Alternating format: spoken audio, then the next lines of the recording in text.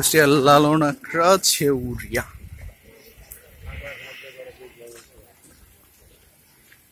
এটা হচ্ছে এন্ট্রি পথ।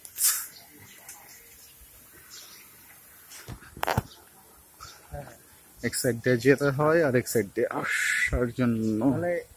আচ্ছা, তাহলে মাহমুদের ওই গানগুলো শোনায় যেটা একদম বেস্ট হয়, ওটা তাহলে আমরা একদিন একটা ওই গানেই দিই।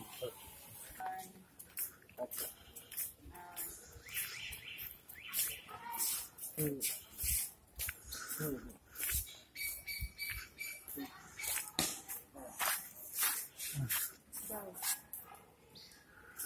এখানে অনেকগুলা কবর আছে, তার মধ্যে এখানে অনেকে তার শিশুদেরও কবর আছে, কিন্তু এখানে ওনার যে কবরটা আছে এটা হচ্ছে একটু ভিতরে সাইডটাতে ওনার মায়ের পাশে।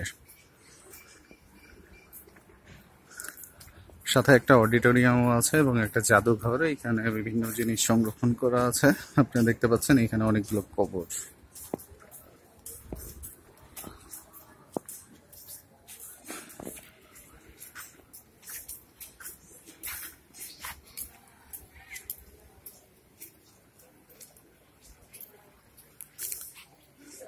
ভিতরে যে অংশটা দেখছেন এইটার ভিতরেই তিনি শায়িত, তার মায়ের কবরের পাশে।